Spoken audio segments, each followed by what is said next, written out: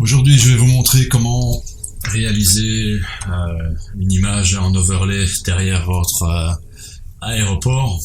Je pense qu'une courte vidéo sera plus simple que 36 000 blabla. Alors, moi ici j'utilise SAS Planet. Il existe des programmes de WebBing qui malheureusement ne sont que utiles avec Bing. Le gros souci, c'est que Bing parfois, et je vais vous le démontrer, si vous allez sur l'aéroport de Liège en l'occurrence, merci de l'écrire correctement, EBLG, voilà, et je vais vous montrer la version de ce qui se passe avec Bing. Et bien voilà, parce que vous avez les magnifiques nuages, donc complètement inutiles et inintéressants. Donc ce qu'il y a lieu de faire, allez sur Google. C'est l'avantage de SSS Planet, la facilité également de pouvoir choisir le zoom également et de pouvoir sélectionner ce que vous voulez.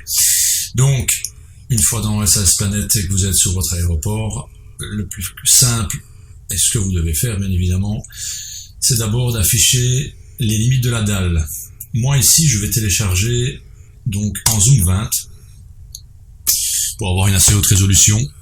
Comme je l'ai déjà téléchargé une fois, donc ça va aller relativement vite, puisque une fois qu'il a téléchargé les fichiers en cache, il va les reprendre automatiquement.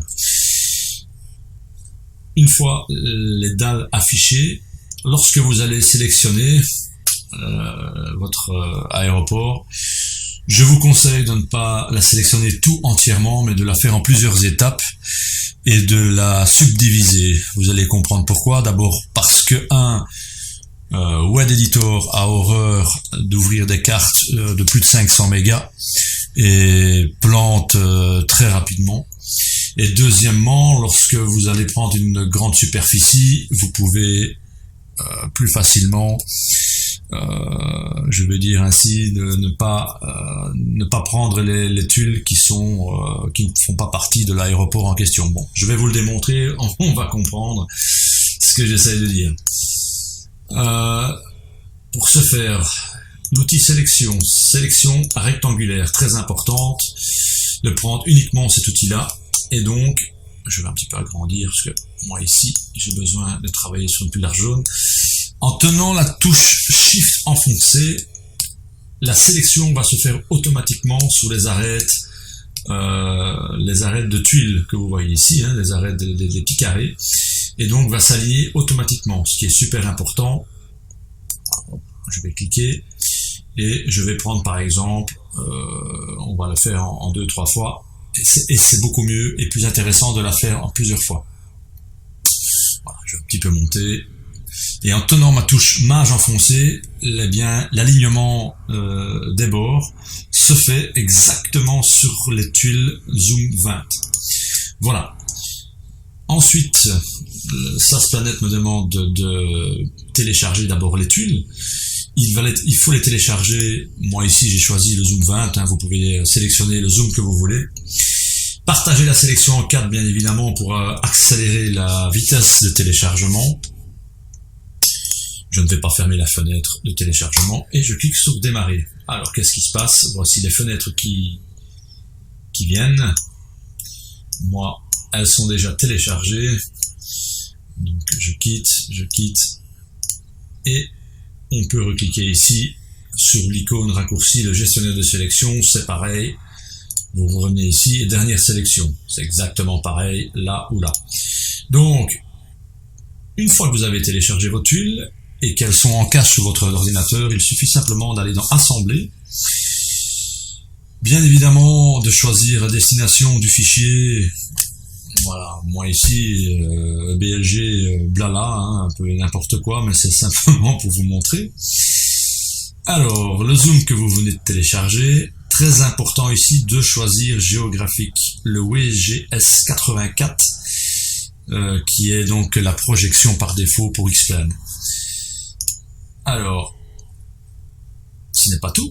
Ce qui est largement intéressant de faire, c'est de subdiviser, comme je vous ai dit tout à l'heure, la tuile ici horizontalement en deux. Donc vous allez avoir deux parties et ce sera beaucoup plus facile pour ne pas pouvoir effacer des tuiles qui ne sont totalement inintéressantes pour l'aéroport.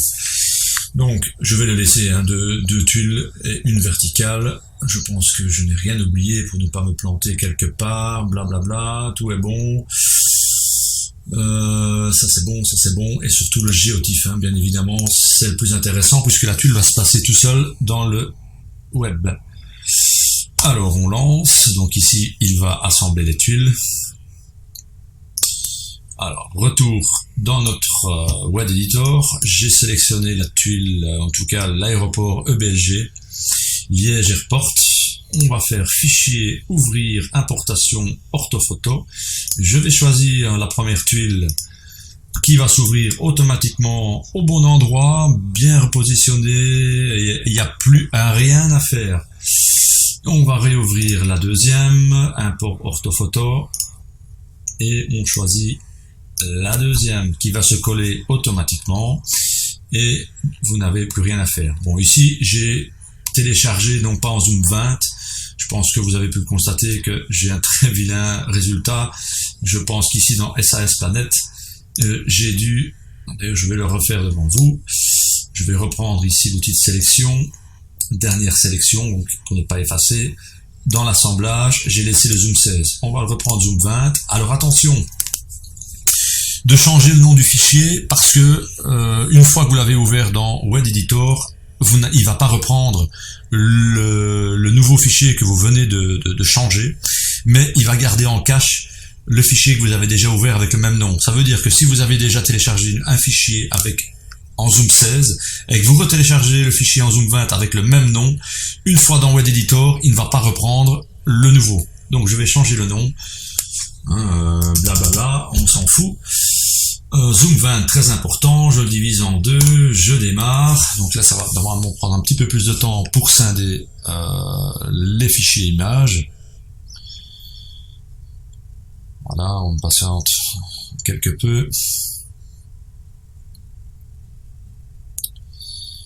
Et donc, moi je trouve beaucoup plus intéressant de travailler avec SAS Planet que WebBink, pour lequel vous n'avez que des maps de Bing déjà, et éventuellement l'outil de Oscar Pilot, mais là je le connais un peu moins bien. Donc on reprend nos photos, on va réeffacer ceci, hop, hop, fichier, importation, les derniers en meilleure qualité. Voilà, ils sont occupés à se télécharger, et voilà, on reprend la deuxième, yops,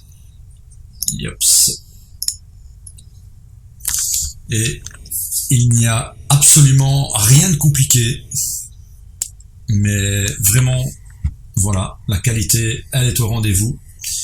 Je vais essayer d'agrandir un petit peu, quelque peu, votre fenêtre pour que vous puissiez voir un maximum.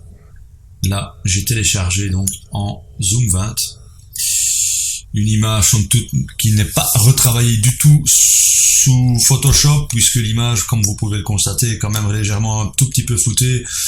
Mais bon, moi je suis quand même expert en photo, donc je peux vous conseiller quand même de la retoucher quelque peu et éventuellement un petit peu de la déjaunir et rajouter un petit peu de contraste. Enfin bon, bref, cela je le laisse à d'autres utilisateurs un petit peu plus expérimentés peut-être. Voilà, c'est tout pour l'instant, j'espère que ça vous a aidé. Merci beaucoup.